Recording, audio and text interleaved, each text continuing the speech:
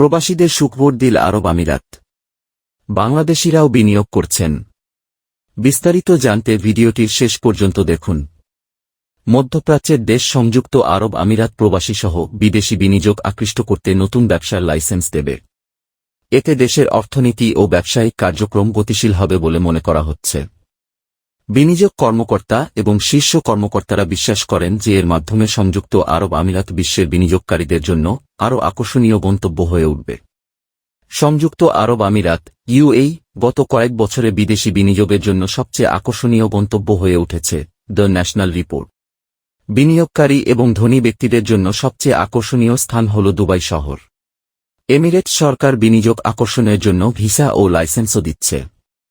বিদেশি বিনিয়োগের প্রবাহ ত্বরান্বিত করতে নতুন উদ্যোগ নিয়েছে দেশটির সরকার। বিদেশিদের জন্য তারা নতুন দুটি ব্যবসায়িক লাইসেন্স চালু করতে যাচ্ছে। এর একটি হল 10 বছর মেয়াদী গোল্ডেন লাইসেন্স, অন্যটি 5 বছর মেয়াদী সিলভার লাইসেন্স। ইউএই নতুন এই বাণিজ্যিক লাইসেন্স চালু করলে দেশে বিদেশি বিনিয়োগ বাড়বে এবং ব্যবসায়িক উদ্যোগ সহজ হবে বলে মনে করেন বিশ্লেষকরা।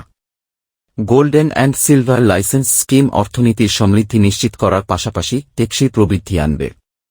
জায় ক্যাপিটাল মার্কেটসের নাইম আসলাম বলেন, সংযুক্ত আরব আমিরাতের গোল্ডেন এবং সিলভার ব্যবসার লাইসেন্স খোলার পরিকল্পনা একটি বৈশ্বিক ইতিবাচক।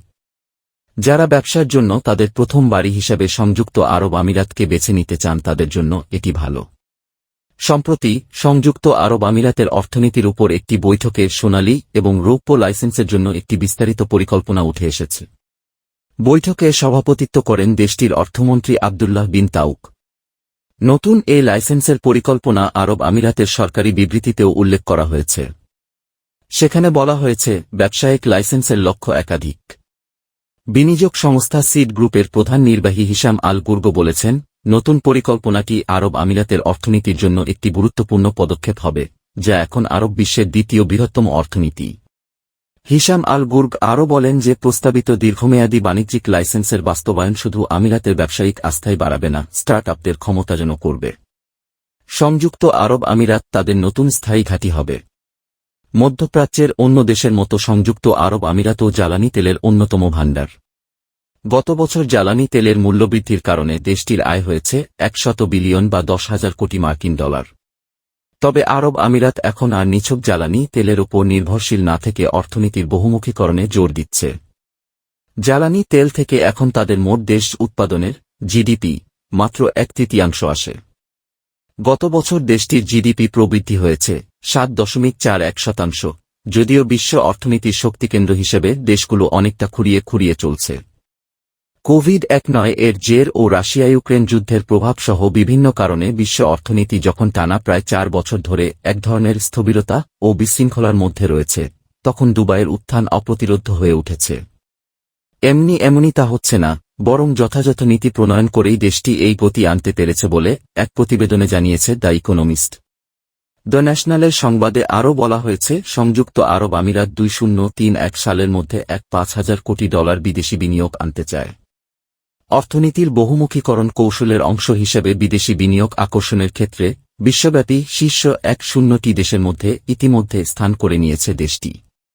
পূর্বাভাস অনুযায়ী চলতি বছর অর্থাৎ 2024 সালে আমিরাতের 5% প্রবৃদ্ধি হতে পারে। এতে উল্লেখযোগ্য ভূমিকা থাকবে জ্বালানি তেল বহির্ভূত খাতের। বাংলাদেশিরাও বিনিয়োগ করছেন।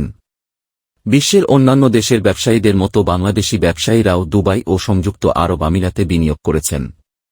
পূর্বে প্রকাশিত এক প্রতিবেদন থেকে জানা যায়, 2023 সালের প্রথমার্ধে জানুয়ারি থেকে জুন দুবাই চেম্বার অফ কমার্সে বাংলাদেশি ব্যবসায়ীদের সদস্যপদ নেওয়ার হার বেড়েছে 4.7%। 6 মাসে বাংলাদেশিদের মালিকানাধীন 1004টি কোম্পানি দুবাই চেম্বারের সদস্যপদ নিয়েছে। তাতে দুবাই চেম্বারের সদস্যপদ পাওয়া বাংলাদেশিদের মালিকানাধীন কোম্পানির মোট সংখ্যা দাঁড়িয়েছে 10,975। বৈধ অনুমতি না থাকলেও UAE Dubai, Sharjah, Abu Dhabi, Ajman সহ বিভিন্ন রাজ্যে বাংলাদেশিরা নিজের ও অন্যের নামে ভিলা, ফ্ল্যাট, ছোট হোটেল, তারকা হোটেল সহ নানা ক্ষেত্রে বিনিয়োগ করেছেন। তবে এসব বিনিয়োগে নিজেদের আড়াল করে রাখছেন অনেকেই। এজন্য তারা বাংলাদেশের পরিবর্তে আলবেনিয়া, সাইপ্রাস সহ বিভিন্ন দেশের নাগরিকত্ব ব্যবহার করেন বলে জানা যায়।